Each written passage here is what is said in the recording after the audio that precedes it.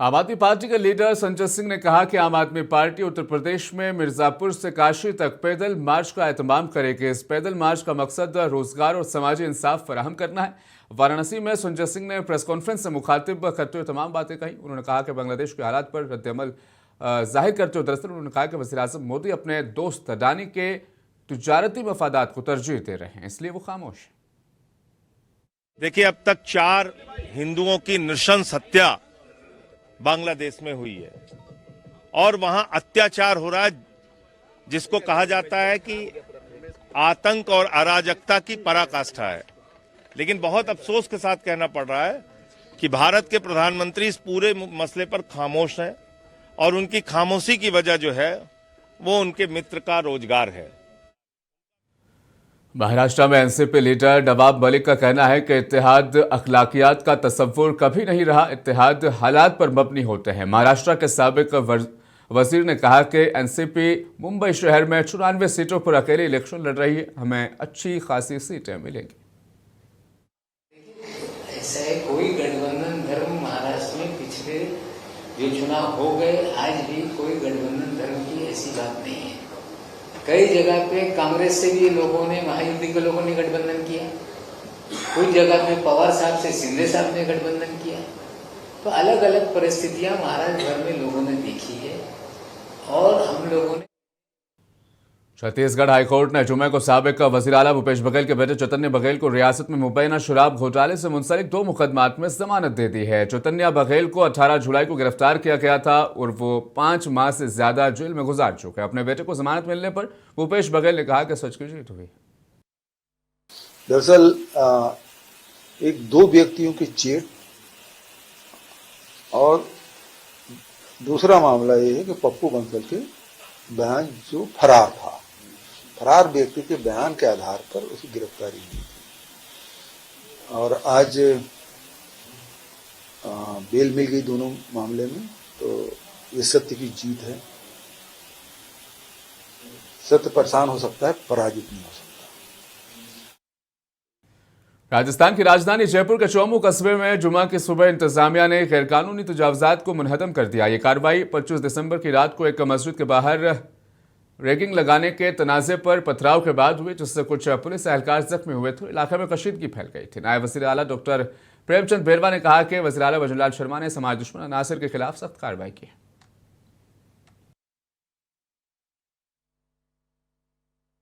इसमें नगर परिषद की तरफ से अभी ये कार्रवाई की गई है और चूंकि जो गलत है उसके खिलाफ कार्रवाई होनी चाहिए। हर आदमी समझता है, कानून शासन में हर आदमी समझता है, तो यही की गई है।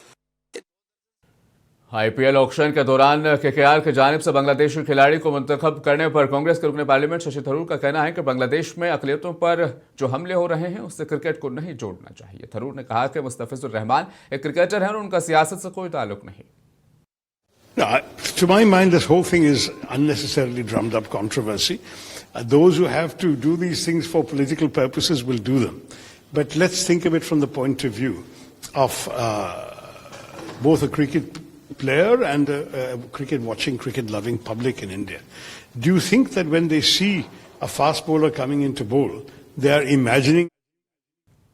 हिमाचल प्रदेश के धर्मशाला में एक सरकारी कॉलेज के 3 तालिबात के खिलाफ रैगिंग और रजाकाराना तौर पर तकलीफ पहुंचाने का मुकदमा दर्ज किया गया, जबकि एक प्रोफेसर के खिलाफ एक 19 साला खातून को जिनसी तौर पर हिरासा करने का मुकदमा दर्ज किया गया है। कॉलेज की तालिबा की 26 दिसंबर को मौत हो गई थी। अपनी शिकायत में तालिबा के वालिद ने इल्जाम लगाया कि उनकी बेटी को 18 सितंबर 2025 को 3 सीनियर्स ने मारा पीटा, जबकि कॉलेज के प्रोफेसर ने उसके साथ जिनसी ज्यादती की। वालिद ने कहा उनकी बेटी डिप्रेशन में चली गई थी।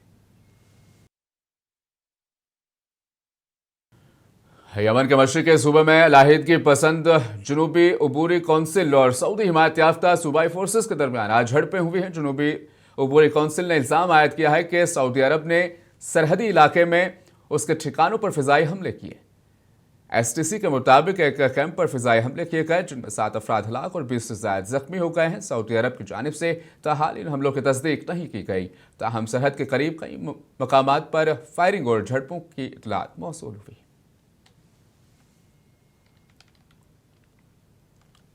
पाकिस्तान में इंसदाद और दहशतगर्दी की एक अदालत ने सहाफ़ियों, साबिक फौजी अफसरान और यूट्यूबर समेत 7 अफराद को साबिक वज़ीर-ए-आज़म इमरान खान की گرفتاری کے بعد پھوٹنے والے تشدد اور فسادات کے سلسلے میں عمر قید کی سزا سنائی ہے۔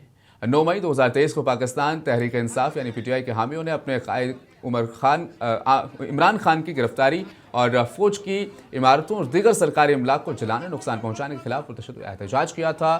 عمر قید کے علاوہ عدالت نے دیگر دفعات کے تحت مجموعی طور پر بھی 35 سال قید اور ان میں سے ہر ایک پر 15 لاکھ پاکستانی روپے جرمانہ بھی عائد کیا۔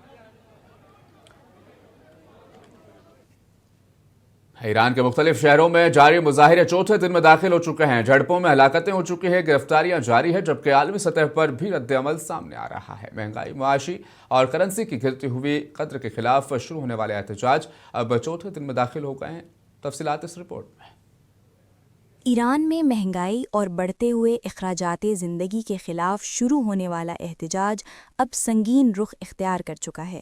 ملک کے مختلف حصوں میں سیکیورٹی فورسز اور مظاہرین کے درمیان جھڑپوں میں کم از کم 6 افراد ہلاک ہو گئے ہیں، جن میں ایک سیکیورٹی اہلکار بھی شامل ہے۔ 2 شہری سیکیورٹی فورسز کے ساتھ تصادم کے دوران ہلاک ہوئے۔ دوسری جانب انسانی حقوق کی تنظیم کا دعویٰ ہے کہ سیکیورٹی فورسز کی فائرنگ سے کئی مظاہرین ہلاک اور زخمی ہوئے۔ یہ حالیہ احتجاجی لہر کے آغاز کے بعد پہلی ہلاکت خیز جھڑپیں بتائی جا رہی ہیں۔ امریکی صدر ڈونلڈ ٹرمپ نے کہا ہے کہ اگر ایران نے پرامن مظاہرین پر فائرنگ کی اور انہیں تشدد کر کے ہلاک کیا تو امریکہ انہیں بچانے آئے گا۔ احتجاج کا آغاز اتوار کے روز تہران میں تاجروں کی ہڑتال سے ہوا، جو مہنگائی، معاشی جمود اور ایرانی ریال کی گرتی ہوئی قدر کے خلاف تھی۔ چند ہی دنوں میں یہ مظاہرے ملک کے دیگر بڑے شہروں تک پھیل گئے، جہاں کم از کم 10 جامعات کے طلباء بھی احتجاج میں شامل ہوئے۔ اصفہان، ہمدان، بابل، دہلران، باغ ملک اور دیگر شہروں میں مظاہرین سڑکوں پر نکل آئے۔ مظاہرین نے سپریم لیڈر علی خامنہئی کے خلاف نعرے لگائے، جلاوطن شہزادے رضا پہلوی کی حمایت کی اور ماضی کی بغاوتوں میں مارے جانے والوں کو یاد کیا۔ یہ احتجاج اب ایران کے 21 صوبوں تک پھیل چکا ہے۔ کئی شہروں میں سیکیورٹی فورسز نے مظاہرین کو منتشر کرنے کے لیے آنسو گیس اور فائرنگ کا سہارا لیا۔ تہران میں ایک معروف طالبہ رہنما کو گھر سے حراست میں لے لیا گیا ہے، جبکہ متعدد افراد کی گرفتاریوں کی بھی اطلاعات ہیں۔ احتجاج کو اب مذہبی اور ثقافتی شخصیات کی حمایت بھی حاصل ہو رہی ہے، جبکہ مغربی سیاستدان بھی ایرانی مظاہرین کے حق میں بیانات دے رہے ہیں۔ ایرانی حکام نے خبردار کیا ہے کہ امن و امان کو نقصان پہنچانے والوں کے خلاف سخت کارروائی کی جائے گی۔ بیورو رپورٹ، منصف ٹی وی۔ سوئٹزرلینڈ میں نئے سال کی تقریبات کے دوران ہوئے دھماکے میں مہلکین کی تعداد 47 تک پہنچ گئی، جبکہ 100 سے زیادہ زخمی ہیں، جن میں کئی کی حالت تشویشناک بتائی جا رہی ہے۔ آگ اس قدر شدید تھی کہ حادثے کے مقام پر قیامت کا منظر نظر آ رہا تھا۔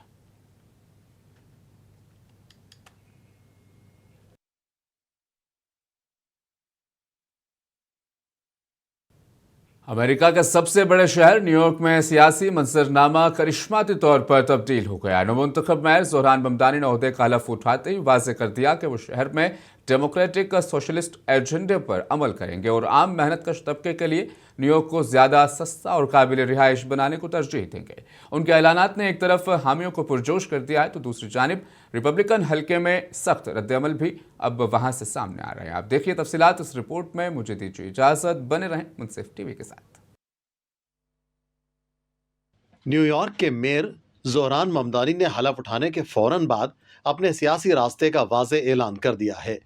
سٹی ہال کے باہر منعقدہ عوامی تقریب سے خطاب کرتے ہوئے ڈیموکریٹ رہنما نے کہا کہ ان کی حکومت کسی ارب پتی یا بااثر طبقے کے دباؤ میں نہیں آئے گی، بلکہ ہر نیو یارکر کو جواب دہ ہوگی۔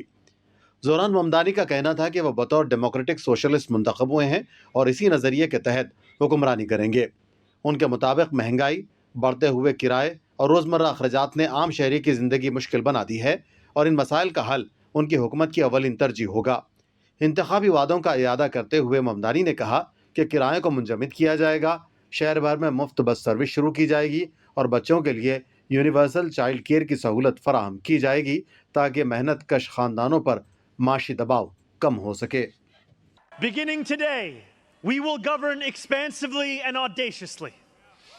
We may not always succeed, but never will we be accused of lacking the courage to try. To those who insist that the era of big government is over, hear me when I say this. No longer will City Hall hesitate to use its power to improve New Yorkers' lives. حلف برداری کی تقریب میں امریکی senator برنی senders بھی موجود تھے۔ انہوں نے ممدانی کی پالیسیوں کی کھل کر حمایت کی۔ برنی سینڈرز نے کہا کہ سستی رہائش اور بنیادی سہولیات ہر شہری کا حق ہیں، نہ کہ کوئی انتہا پسندانہ مطالبہ۔ دوسری جانب ریپبلکن پارٹی نے زہران ممدانی کو سخت تنقید کا نشانہ بناتے ہوئے انہیں ریڈیکل سوشلسٹ قرار دیا۔ ریپبلکن رہنماؤں کا کہنا ہے کہ ان کی پالیسیاں نہ صرف نیو یارک بلکہ ڈیموکریٹک پارٹی کے لیے بھی سیاسی مشکلات پیدا کر سکتی ہیں۔ واضح ہے کہ زہران ممدانی اس سے قبل نجی طور پر قرآن پاک پر حلف اٹھا کر نیو یارک کے پہلے مسلمان میئر بننے کا اعزاز بھی حاصل کر چکے ہیں۔ ان کا کہنا ہے کہ وہ مذہب، نسل اور طبقے سے بالاتر ہو کر تمام شہریوں کے لیے کام کریں گے۔ بیورو رپورٹ، منصف ٹی وی۔